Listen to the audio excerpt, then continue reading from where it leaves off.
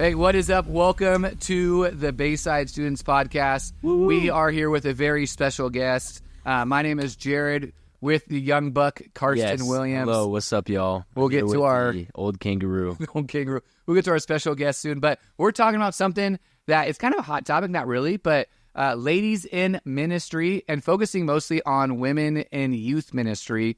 So wherever your church may land from the top, hey, let's specifically look at what does it look like. Number one, to be female in youth ministry, and then how do we represent, how do we build up young women to be good and godly women to change the world. So, Karston, you want to introduce our guest today? Yes. In the left corner, we have coming. Actually, well, I won't say anything. This is crazy. Okay, so say stats and then I was going to say 5'6", and that's where we'll stop. 5'6", but also I'm 5'9". 5'9". She's much taller than that. Almost as tall as me. Yeah. Far more athletic than you would realize. Far more athletic. Dog me in Kajabi can champ. What's that thing we played? Horse? Yeah, well, you probably would be me and horse. All the things. Amy Zielsdorf, I interned for her last year. I learned everything from her and a little bit Jarvis. She's like a spiritual mother to me.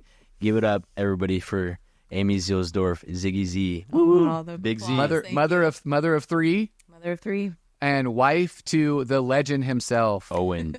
What a man. You guys, I mean, Amy is amazing, but her husband, Owen, and her father. Fine, but he's great. He is great. Her father's great. I mean, her mother's great. Yeah, I haven't actually spent time with your mom. I'm going to. I accidentally had coffee with her. Yeah.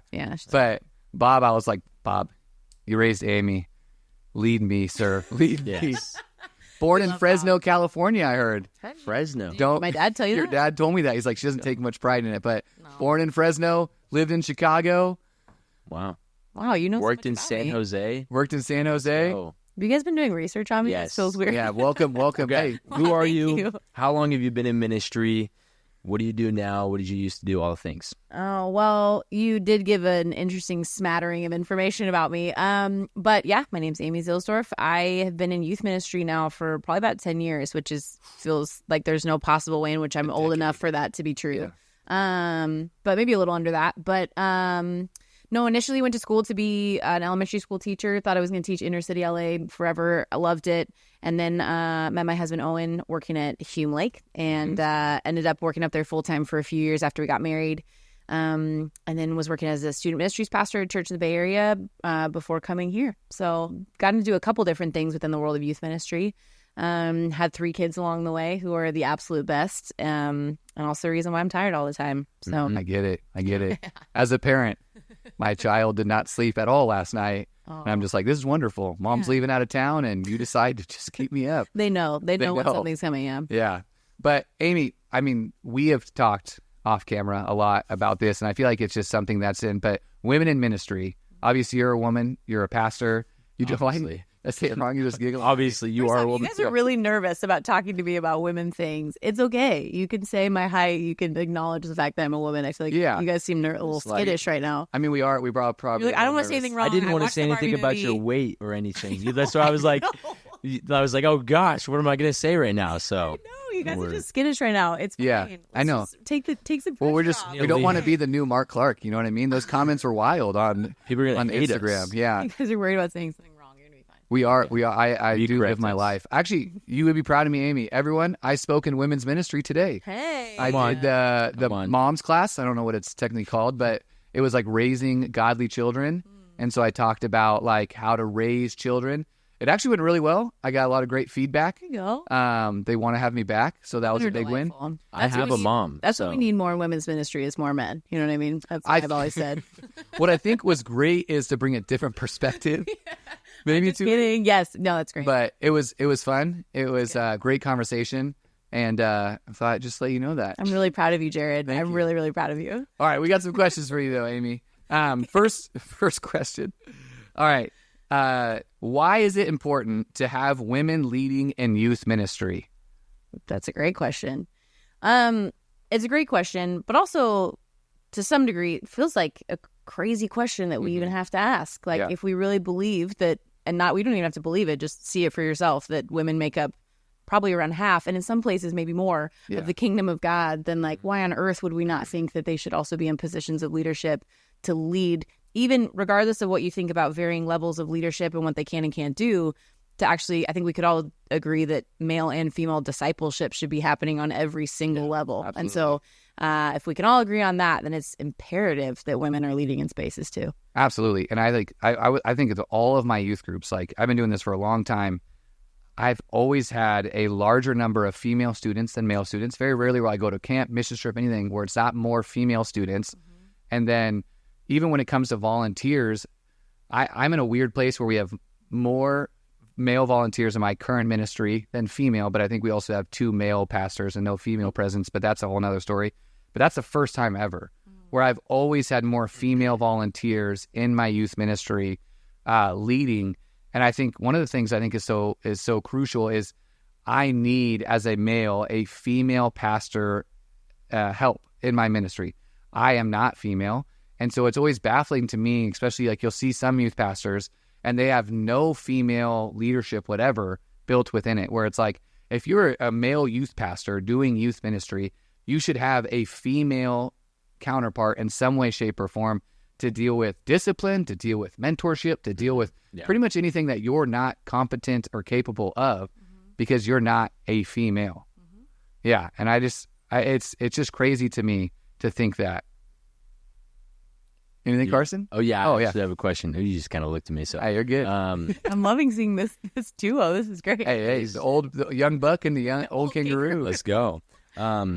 So in my position, well, let's look for you. You have Jarvis and Jake. You got a really great team. In my position right now, like, I'm the only students pastor over middle school and high school, and there's probably some people listening in the same position. What's the best way to operate? Like, how do you get? Is there a way to, like, should we have an intern, or how do you get a girl to be locked in to pastor your girls well, even if they're not on staff? Yeah. Great question. How do I go about that? That's a great question. I think, it is absolutely a privilege to work at a space where there is like funding and expectation to have a pastor of each gender. Like that is a gift. While I think ultimately, like, it should be our model everywhere. Like you said, even being in a church plant, things like that. When you're just trying to get a ministry off the ground, when your church maybe hasn't historically funded youth very well, like there's oftentimes just going to be one pastor in that position. And so that's where I would say, whether it is a male or a female, we have to treat it like the essential need that it is. And I think it speaks to, one, the idea too, that regardless of where you find yourself, even on your theology of women in ministry, if you are the one person leading a ministry, you recognize that you are incomplete by yourself, right? That there are needs that you will not fill, whether like down to, cool, I can only pastor so many students, I need small group leaders. Great. I'm going to do whatever I can to fill that need. Oh, cool, I don't know how to lead worship. I need to find someone who's willing to volunteer to lead worship.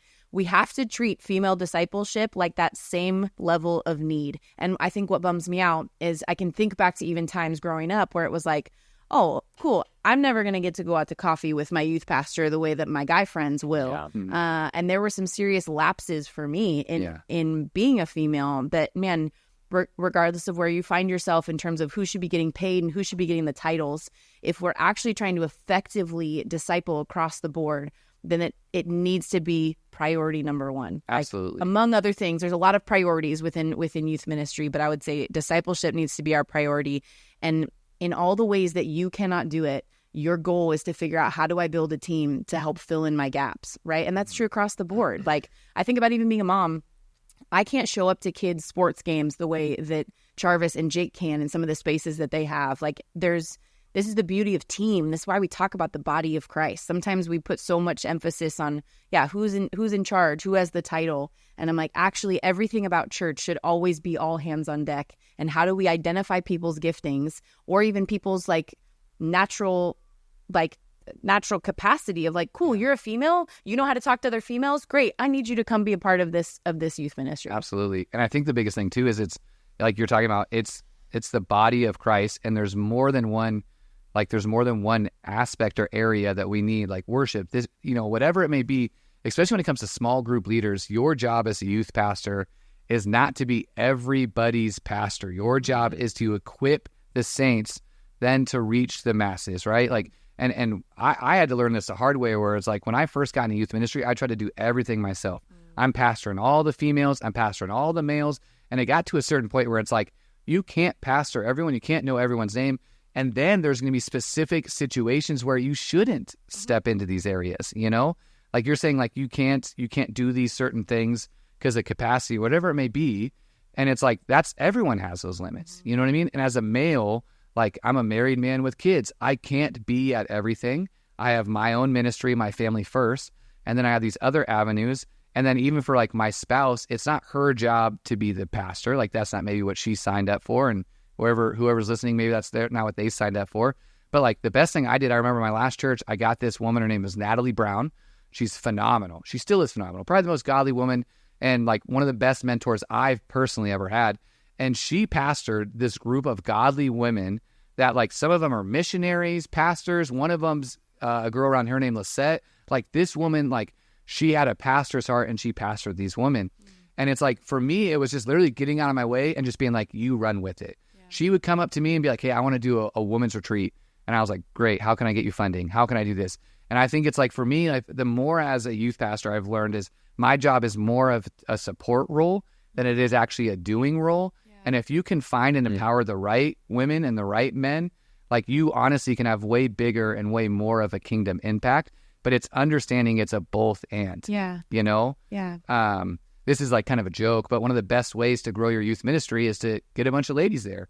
And the guys will follow. First off, well, there's that. But also middle school girls, I think we know, are the backbone of the church. Absolutely. Everybody knows that. You want something to blow up. You want people to get excited about something. Middle school girls. Freaking middle school girls in the room. Absolutely. But I would say, like, even to that point, too, that, like, one, I love what you said, especially if you want to grow something, you are going to have to learn to take more of a support role. And I do think that sometimes when we think about actually pastoring, yes, there is something to be said of being on a stage and being the one preaching and whatever so that they see who's in charge. But at the same time, so much of leadership should be behind the scenes and getting the right people in the right places. And I would say this specifically even in regards to women in ministry. I think sometimes there can be a tendency to be like, okay, that's a need. Cool. We got to get some girls in the room. Yeah. We don't need token girls in the room just for the sake of representation or for optics. We need the right women in the room to lead the girls. And I think, again, if we're asking them to be leaders, if we're expecting them to be disciplers, then don't just get women for the sake of getting women, but get the right ones in the same way that you would vet the right guys to make sure that, you know, and so I think even having that same standard, not just to like try to fill a gap, but to fill it correctly. And with wisdom there too. Yeah, well, I'm in this weird predicament, and getting old, it sucks in a lot of ways, but it brings a lot of wisdom. And so my oldest is stepping into middle school this summer. I signed him up for summer camp yesterday. I know, I am old, the old kangaroo, as we say here. But it has brought a new perspective on how I vet small group leaders, where now these small group leaders will, no joke, be leading and pastoring my children. And so I'm just like, these leaders, gone, because you're not worthy of pastoring my kids. Not that you don't have a gifting or you don't have this, but it's not just about having a warm body and a warm space. Like, no, I need legitimate pastors who are going to be speaking truth into like the next generation. Yeah. And that's men and women. And I think like as a dude, like it's terrifying sometimes to talk to a woman and say like, hey, you can't lead or you can't do this or you can't. And it's not about having like representation or whatever you may want to call it. It's about getting the right people in the right seats and seeking those people out. I remember we have a woman now serving. Her name's Monica. Monica's a stud. She serves with my wife. I met her last night. She's great. She's great. She is the energy queen. She's in the back. Ow, ow! Like she's an honor. I love that. I love it. I'm like, give me more of this. Give me more of this. If you met her, you know her. She's great. And I met her 3 years ago at a Thrive conference. We did a graduation, and I was like, I need this woman serving in my ministry. And for 3 years, I've been like, when's your kid getting here? When's your kid getting here? How many years? And then she got in there. She's finishing her degree. Finally, she's now serving. She's killing it. Groups exploding. She's pastoring. She's baptizing kids. But it starts with like, I think, how do we find those godly women? And maybe you could speak into this, like to come in and serve alongside, like, I don't want to assume, but the majority of youth pastors I know are males, and they could use some female help. Yeah. So how would you say, what's a great way to get some godly women serving in your youth ministry? Great question. And then how to support them. Support them. Yeah. Yeah.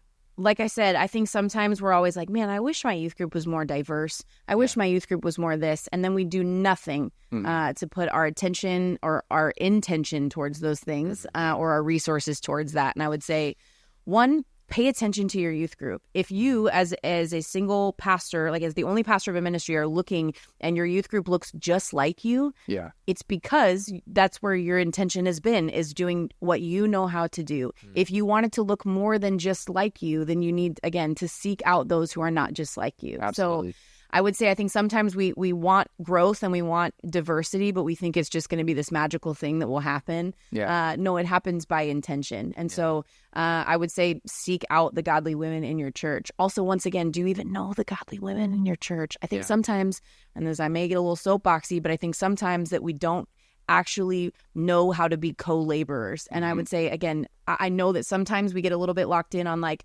oh, we don't want to be stumbling blocks for each other and boundaries and all those things. And there's health and importance there. I also think that sometimes we veer so far away from trying to be there that what ends up happening is we're like, how do I talk to the women and how do I serve alongside them? And we end up missing out on the opportunity for us to actually link arms as equal image bearers to actually carry forth the gospel together. And so I would say, if you don't know godly women in your church because you're like, oh, you're a female, I don't talk to you, then I would say, one, I would just challenge you on that. Two, like not even just your theology of what you think women can and can't do, but also your theology of what it means to be co-laborers. And are you afraid of having women around because you don't know how to talk to them? Like even, again, I'm like, to tip my cards, obviously, I do believe in women in ministry. I don't know if that needs to be said. But at the same time... Their hand is exposed. I know it was a big secret. A spoiler, save it for the end of the episode.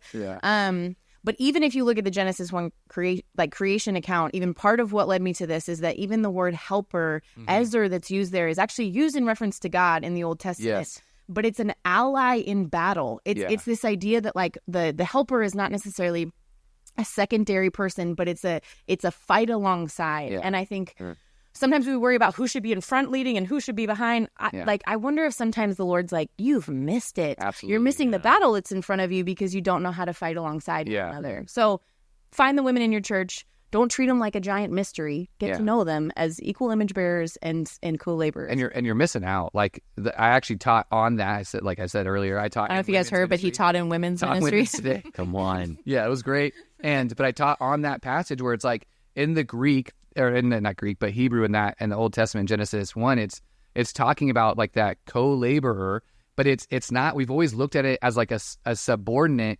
But it's actually not. It's like an equal that comes alongside with different characteristics and attributes that are different than the male to help create a more impactful attack. Like you're saying, it's actually a war type term, but it's like a impactful attack. And you're missing out on ministry if you're not building and equipping your saints, whether male or female, to reach different demographics.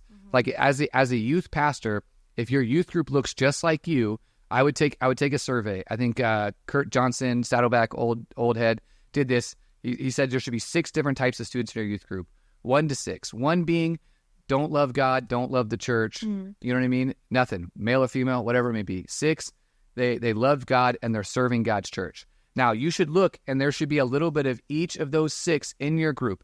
If those 6 aren't in your youth group, you're doing something wrong. Your church doesn't look right. If you have all 1s, you're not discipling, you're not developing. Good. If you have all 6s, you're not evangelizing, you're not reaching lost. Now, if it's all dudes, you're obviously missing out on there. And if it's the inverse, if it's all white and your demographic is now, I understand if you live in Iowa and there is no diversity whatsoever, like, yes, okay, I get it. Your church should also look like your community. Absolutely. Yes. Yeah. Like, so, yeah, there's different qualifiers as we look towards, like, does it actually represent the community that my church is trying to serve? Yeah. And once you kind of figure that out, then come up with a plan of what you're trying to reach and build out teams. Like I have small groups where those small group leaders, they know that their demographics are probably going to be a little bit more rougher, a little bit more broken home.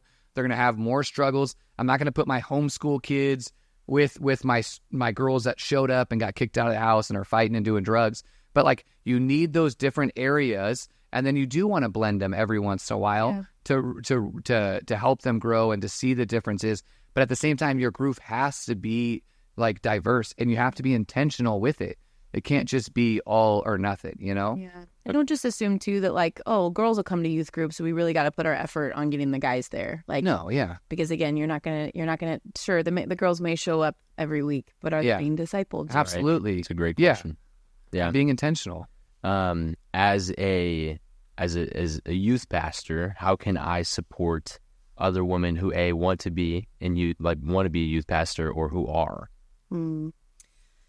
Yeah, I mean, I would say, again, the idea of treating them like their voice is necessary. And again, I know that sometimes it gets a little tricky of like, we talk about like their voice being necessary, their gifts being necessary, their leadership being necessary. Even if we don't land on the same page about what spaces they can exercise those gifts or that leadership, we have to still believe it's necessary. Yeah. And this would probably be my biggest pushback on maybe people who do err more complementarian is I would say, I don't mind if your theology keeps me from preaching in X, Y, and Z. What are you doing then to offset to make sure that wherever you do think I should be using my gifts, that you are making sure that I do? Yeah. And so I would say, so to that, regardless of where you find your theology, recognize that, okay, well then how am I making sure that you're using those gifts that I do believe God's given you? Because the Spirit of God, the gifts of the Spirit are not gendered also. Absolutely. But to that degree of like making sure that you're supporting them to use it in whatever spaces you think they can. And I would say, yeah, if you do believe that they can use them in places of vocational leadership, then man, it may look like, especially if you're looking for a youth staff, even for those who hire youth staffs, you're probably going to get a lot of applicants that are maybe guys. Mm-hmm. If it's a value to you, again, to have it look a certain way, to have it be diverse, to have there be females, it may be a little bit harder than to find a female. Yeah. But same way, if you're looking for a person of color to make sure that representation matters, like all of these pieces, you may have to work a little bit harder because historically, women have not necessarily had a seat at the table in regards to vocational ministry. Right. Yeah. I think some churches are changing that way, some churches are not, and that's fine. But if it's a value for you, again, your values will show up in how your youth group looks. Yeah. And I would say, don't just say that women having a seat at the table is a value to you and then not have that be true. Mm-hmm. They may not be the ones in actual places of leadership, but great. When you plan an event, have you run it past your female leaders to be Absolutely. Like, hey, is this actually just a middle school boy event or would girls come to this? Like even down to those kinds of things, recognize that their eyes on things, their voice in things is necessary because you won't know it otherwise. In the same way, if I was running it by myself, I'm not going to plan like, trying to think of like the girliest thing, like a calligraphy party, and like not. I don't know if calligraphy parties are a thing. I'd be there in a second. Yeah. But I'm not gonna like plan like a watercolor night and then be like, this is a killer event. And if I didn't run it past the guys, I've missed a broader perspective. So treat it as essential. And I think that's a great perspective too, because I think the tendency, like if you're middle school, it's gonna be a little bit more guy focused. But I think sometimes we can like we pendulum swing, right? We pendulum swing where it's like. I think if you can create a healthy team where it's like you have multiple seats at the table and multiple voices, the best thing you could do as a student's pastor is when you have those voices, listen to those voices. Yeah. And there's going to be times, I can't tell you the amount of times where like Natalie, to bring her up again, would say, hey, we should try this. And I think in my head, this is going to fail. Like, but I'm just like, I know what's best for me is I'm just going to trust her and listen to her. Mm-hmm. And the majority of the time, I will say I was wrong. Yeah. You know, it's one thing to also to ask for someone's voice and then not listen to it. So I would say yes, not only ask for their voices, but then listen to it. It starts small. Like the Bible is clear about stewardship and allow people to give them areas to be successful. And high capacity leaders can do a lot. Like, don't be afraid to add something to someone's plate because maybe they're gifting or they're doing something over here. But if they're a high capacity leader and they're killing it, man, keep giving them more and letting them run with the ball, no matter what their gender may be. But listen to those voices and let them actually serve. Yeah, we're gonna have to wrap this up. But I got one more question. Okay. Gosh. Yes. So let's say your church doesn't want women in leadership. Okay. How then, as a youth pastor, would you say, like, how do we build up women within our ministry representation, whatever it may be, even though the church is saying, hey, no pastor, no this for females? Well, one, I want your church to reconsider, but let's say they haven't. No, there's a lot of, again, I while there's so many people that I maybe disagree with on this topic, I also recognize that when it comes to positions on doctrinal stances that everyone is just trying to interpret scripture to the best of their ability and to the glory of God, right? So there's a lot of people who I love who think differently than me on this. Yeah. But like I said before, I think that we still, if we are not careful, that view can end up leading to us missing women. Yeah. And so to go back to the earlier point, mean it then if you say equal but different. Yeah. Like, mean that and have that show up in every space. But oftentimes, that is in my experience, I will say this as well. Oftentimes that's a difficult balance to hold, to say equal but different roles, but also all the people making all the decisions have a certain role. Yeah. And then all the people who are trying to care for it may not necessarily have a seat at those tables. Yeah. So pay attention. I would say pay close attention and believe that those who are being missed really matter. Absolutely. And even to your point too about how can I support those who maybe are in spaces of ministry or want to go into them. While there may be more male youth pastors, whether we believe it's because it's supposed to be that way or not, we need to even be mindful about the way that we talk about pastoring. Like when we go to a youth pastor lunch, you'll notice there's maybe me and one other girl there. Yeah. When we all get up and we're like, oh yeah, and you guys go home and talk to your wives and blah, blah, blah, we talk in large generalizations. And just because that may be the reality of now, if that's something that we want to build into in the future, to have a group that looks a little more diverse, even in the way that we talk about it, there's something to be said for, we don't all make jokes that are just going to cater to the guys in the room. We're not going to make all sweeping generalizations about people being married to their smoking hot wives. Like, we're not going to say those kinds of things. Do you know what I mean? So, I know Owen is smoking hot. don't get me wrong. We love Owen. But if you'll notice, we also love, as male youth pastors, to talk about our smoking hot wives. We do. I remember one time, this is a complete side tangent, but one time I made that joke and I had a student come up and be like, your wife is so hot. And I remember being like, what? I thought, that'll be the last time I say it. Yeah, I'm like, I'm never saying this again. That was the Lord at work. Yeah. I'll just tell you. Through Andrew Bronner. There you go. Andrew. Can you give just one encouragement to female youth pastors out there or female pastors for maybe they're experiencing people heckling them or whatever it is? Just some encouragement. First off, I love you and keep going. That's what I want to say to you. God is mighty in you. And you need nothing more than the call of God and the Spirit of God at work in you to be able to do the mission that He's put before you. I spent a lot of time in my 20s, more specifically, arguing about my right to be in certain spaces. Yeah. And while I do think maybe there was some level of righteous indignation there, I also realized I wasted a lot of time arguing with people that weren't actually interested in hearing another viewpoint. Yeah.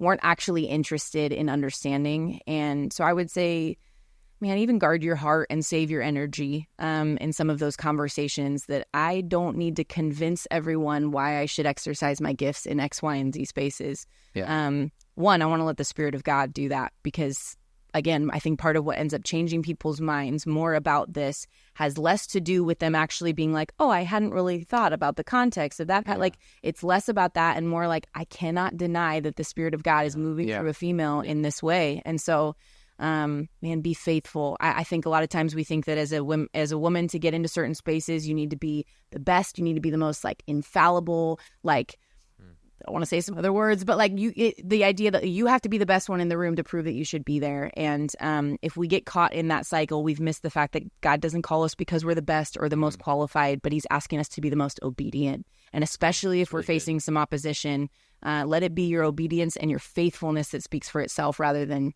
trying to show that you can do it better than anyone else. Absolutely. But keep going. We need you. Yeah. Yes. Agreed. And we are looking for a female middle school pastor here. So Hey, maybe apply. Speaking of, where are you? Yeah. Applications. Please shoot us an application or DM us if this ever gets online. So, but hey, you guys, thank you so much. Amy, thank you so much. That was great. I started tearing up at the end. I just think of my daughters and Come on. good and godly women. That's what I'm raising. So, going to change the world. But thank you guys so much for tuning in, for watching this. Amy, thank you again, because when one of us gets better, we all get better. So thank you guys. We're out. Peace.